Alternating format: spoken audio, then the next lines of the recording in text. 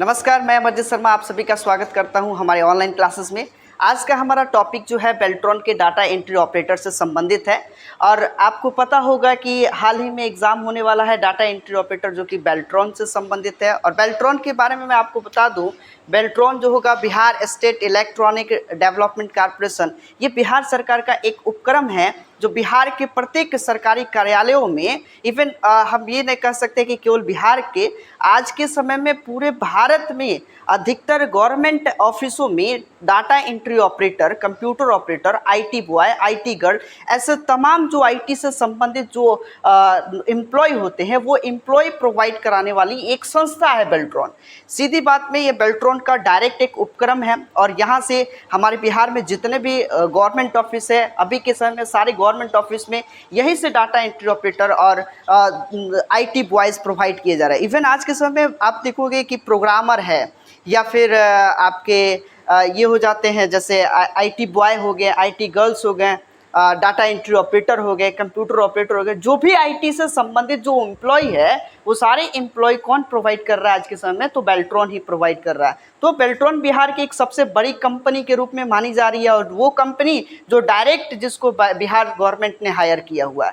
तो ये बड़े स्तर पे अपने बिहार में इसका जो है एम्प्लॉय से संबंधित टास्क किए जा रहे हैं। तो बेहतर होता है कि हम इसके तैयारी कैसे करें, उसका सिलेबस क्या है, उस सिलेबस पे हम लोग फोकस करेंगे। चलिए शुरू करते हैं। जैसे ही बेल्ट्रॉन की आप साइट पे जाइएगा, वेबसाइट bsedc.bih.nic.in है। तो अगर बेल्ट्रॉन की वेबसाइट पे जाएंगे तो उसका सिलेबस अपलोडेड है। मैंने सिलेबस का जो मेन पॉइंट है वो मेन पॉइंट हमने बोर्ड पर लिखा है और कहाँ से क्वेश्चन ज़्यादा आते हैं उस पर आज हम लोग फोकस करेंगे। यहाँ पे मैंने लिखा है डीओ सिलेबस कोड 336।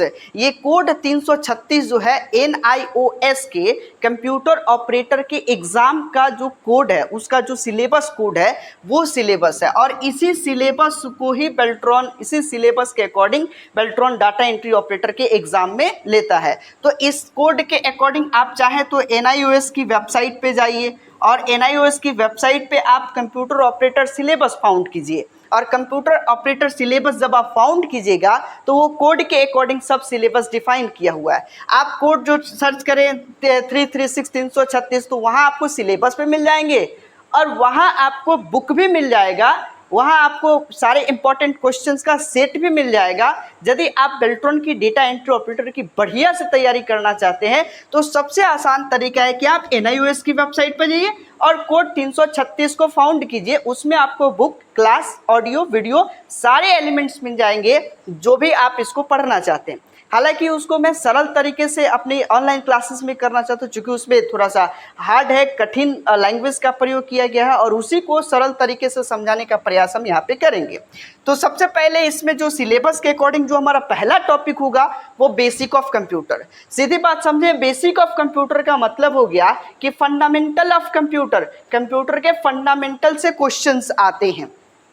जैसे कंप्यूटर के जनरेशन ऑफ कंप्यूटर से संबंधित क्वेश्चन आए और जनरेशन में कौन कौन से कंपोनेंट्स मेन इक्विपमेंट में यूज़ किए गए, वहाँ से क्वेश्चन बनते हैं। तो ये फंडामेंटल से रिलेटेड प्रश्न आते हैं। ज़्यादातर प्रश्न आप देखेंगे कि बेसिक ऑफ कंप्यूटर से रिलेटेड होगा। इसके अलावा होगा ऑपरेटिंग सिस्टम। तो सवाल यहाँ पे बनता है कि ऑपरेटिंग सिस्टम में हम कौन सा ऑपरेटिंग सिस्टम पढ़ें। हमारे यहाँ बहुत सारे ऑपरेटिंग सिस्टम है, जैसे विंडोज़ एक ऑपरेटिंग सिस्टम है जैसा आप सब जानते हैं, मैक ऑपरेटिंग सिस्टम है, यूनिक्स ऑपरेटिंग सिस्टम है, अबंतु ऑपरेटिंग सिस्टम है, पैरेट ऑपरेटिंग सिस्टम है। लेकिन इसके ऑपरेटिंग सिस्टम के जो आप डिस्क्रिप्शन में जाएंगे तो इसमें सबसे इम्पॉर्टेंट लाइन लिखा गया है, ये विंडोज़ एक्सपी का ऑर्गेनाइजम्स जो होते हैं वो पढ़ना होगा, एलिमेंट्स ऑफ विंडोज़ एक्सपी।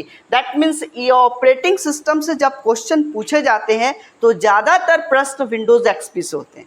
हालांकि अभी लेटेस्ट वर्जन विंडोज़ 10 का एक लेटेस्ट एडिशन ये आपका मार्केट में लॉन्च हुआ, विंडोज़ 11, जिसमें आप पढ़ेंगे इन फ्यूचर की 24H2 अभी हाल ही में वर्जन लॉन्च किए गए हैं, उसके बारे में जानेंगे। ये ऑपरेटिंग सिस्टम में आपको क्या जानना है, एलिमेंट्स ऑफ विंडोज़ एक्सपी, ये इंपॉर्टेंट है, यहाँ से क्वेश्चन पूछे जाते हैं।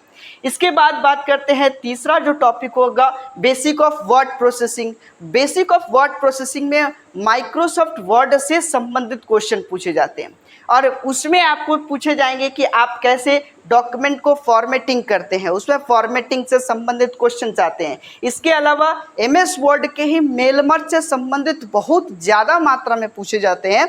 तो ये जो टॉपिक जो है आपका, जो 3 टॉपिक जो बता रहे हैं, ये सबसे ज़्यादा इम्पॉर्टेंट हो जाता है एग्ज़ाम के पॉइंट ऑफ व्यू से। तो सबसे ज़्यादा फोकस आपको माइक्रोसॉफ्ट वर्ड पे करना है, हर एक लाइन, हर एक कमांड को बारीकी से देख के चलना है। इवन ये यहाँ जो पिछली बार में जो क्वेश्चन पूछे गए थे 2019 में, मैं बताते चलूँ कि 2019 में जो क्वेश्चन पूछे गए थे उसमें सबसे ज़्यादा क्वेश्चन प्रैक्टिकल लेवल का था। मतलब जो व्यक्ति, जो अभ्यर्थी अगर प्रैक्टिकल लेवल की तैयारी बढ़िया से किया है तो उसका एग्जाम क्लियर होना एकदम स्वाभाविक है। मतलब थ्योरेटिकल क्वेश्चन कम और प्रैक्टिकल क्वेश्चन ज़्यादा पूछे गए थे। जैसे क्वेश्चन पूछे गए थे कि एक्सेल में ट्रैक चेंज के ड्रॉप डाउन में कितने ऑप्शन होते हैं। अब ट्रैक चेंज ऑप्शन जिसने यूज़ किया होगा वो ड्रॉप डाउन में काउंट भी किया होगा।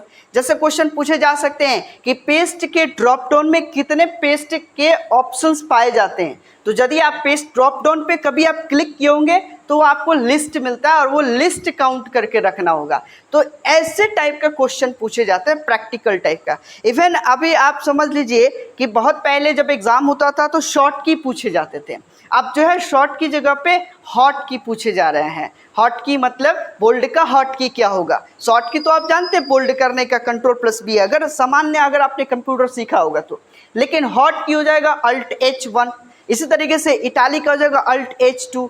ऐसे तमाम क्लासेस जो है हमारे आगे के वीडियो क्लिप में आपको मिलेगा। तो आप देख सकते हैं कि ये बेसिक ऑफ वर्ड से संबंधित यानी वर्ड के सारे टॉपिक्स आपको एक एक कमांड के अकॉर्डिंग पढ़ना है। इसके अलावा आप बात करें बेसिक ऑफ स्प्रेडशीट, तो ये स्प्रेडशीट जो है ये एक्सेल से संबंधित है। आपको एक्सेल एकदम बारीकी से समझना होगा। एक्सेल में कैसे आप वर्कशीट को फॉर्मेटिंग करते हैं, इसके अलावा उस पर फॉर्मूला, फंक्शन और चार्ट, और ये जो होता है ना, ये 3 टॉपिक जो मैं बता रहा हूँ ये भी इम्पॉर्टेंट है। यानी वर्ड के बाद इम्पॉर्टेंट जो टॉपिक आ जाता है वो एक्सेल होता है और आपके काम के लिए भी ये इम्पॉर्टेंट टॉपिक हो जाता है। तो एक्सेल के हर एक फंक्शंस को, इम्पॉर्टेंट फंक्शंस को आपको पढ़ना है। इसके अलावा हर एक कमांड, हर एक जो उसमें ऑप्शंस दिए गए वो सारे ऑप्शंस को बारीकी से आपको समझना है। इसमें पिछले टाइम में जो क्वेश्चन पूछे गए थे ज़्यादातर क्वेश्चन फंक्शन से मिले थे, तो फंक्शन आपको बारीकी से समझना है। जैसे फाइनेंशियल फंक्शन में काफ़ी फंक्शंस होते हैं जो स्टूडेंट छोड़ देते हैं। आप टेक्स्ट फंक्शन में काफ़ी ऐसे फंक्शन होते हैं जो इंपॉर्टेंट होता है वो स्टूडेंट नहीं पढ़ पाते हैं, नहीं कैच कर पाते हैं, तो वहाँ से क्वेश्चन पूछे गए थे। इस पर आपको बारीकी से फोकस करना है। इसके अलावा आते हैं क्रिएटिंग प्रेजेंटेशन, और सबसे खास इंपॉर्टेंट जो टॉपिक है वो पावर पॉइंट है। इवन आप देखेंगे अगर पिछला सेट उठाइएगा तो क्वेश्चन जो आए थे, जो स्टूडेंट के out of bounds, out of mind जो हो जाता है, वो सबसे ज़्यादा क्वेश्चन यही था पावर पॉइंट का।